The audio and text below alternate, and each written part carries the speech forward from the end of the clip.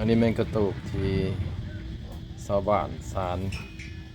สร้างคือด้วยภูมิปัญญาของชาวบ้านเองพี่น้องสร้างจากไม้ไผ่สำหรับขอบมันนี่มันใส่วา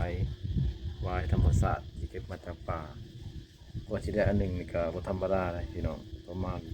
2 มื้อถึงได้อันหนึ่งสำหรับพิธีการเฮ็ดนี่ก็ละเอียดขนาดไหนถ้าว่าบ่เป็นมืออาชีพนี่ผลงานจะออกมาได้ดีแบบนี้จังมือได้อันหนึ่งนี่บ่อันจังมือจังได้อันหนึ่งนี่3 มื้อ3 มื้อเพิ่นบ่นี่โอ้บ่แม่นธรรม เม็ด ดา หนึงพุ่นนี่ความยาวหั่นตั้งอันนี้โอ้ยถ้วยๆ บ้านนี้หวายนี่เอามาซื้อคำว่าหวายนี่ บ่ให้แดง หวายนี่ได้หาเอาเองบ่หวายอยู่ป่า เอ บ่ งผู้นี่ยัง อันนี้ไม้ไผ่บ่ตัวนี้นะ อันนี้ไม่ ทาง พุ่ง ในไม้พุง เออ นี่ ขาย ไป ขาย พุ่ง ราคาเท่าไหร่ขายนี่ 6 เซนกีบ 600,000โอ้อันหนึงนี่600,000พี่น้อง600,000กีบเป็นเงินบาทก็ประมาณอยู่900 บาทจะเข้า 1,000 บาทก็สมกับราคาอยู่เพราะว่ามันเฮ็ดยากเรื่องลิงลายมันนี่ธรรมดาเลยพี่น้องกว่าสิได้นี่เพื่อสิได้อันหนึ่งก็บ่ได้ง่ายใช้เวลา3 วันแล้วก็ใช้เวลาไปหาตัดหวายอีกอยู่ภูโดยอยู่ป่าแล้วก็ไปตัดไม้อีกพี่น้องเป็นไม้พางมาสานคือเราสานแล้วก็ใช้เวลา3 วันอันนี้เป็นหวายแท้เนาะนี่เนาะเห็ดขอบมันเอาไม้เห็ดบ่ได้บ่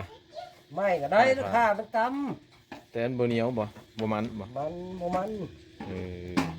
อันคันเอาไว้นี่ 4-5 ปีพุ่น กุ้มได้หา6 ปีพุ่นเลยเนาะ 10 ปีก็ได้ตี โอ้ แล้ว คือว่าการใช้งานนี่ประมาณ10 ปีขึ้นเมืองจังขาดจังฮักคุ้มค่าอยู่แต่ว่าซื้อไปใส่แต่ว่าประเภทเครื่องแบบนี้นะหาจากหายากเลยพี่น้องนี่คันว่าเข้าไปในเมืองก็จะเป็นเครื่องมีแต่กระตุกเล็กเดือกระตุกพลาสติกคันเป็นกระตุกไม้แบบนี้นะหายากเลยส่วนหลายมีแต่เขตแถวนอกจึงมี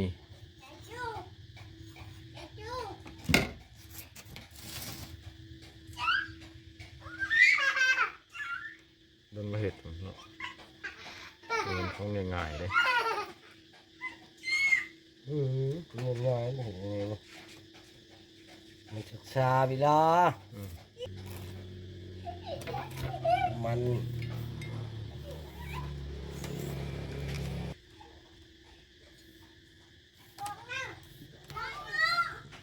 อันนี้เ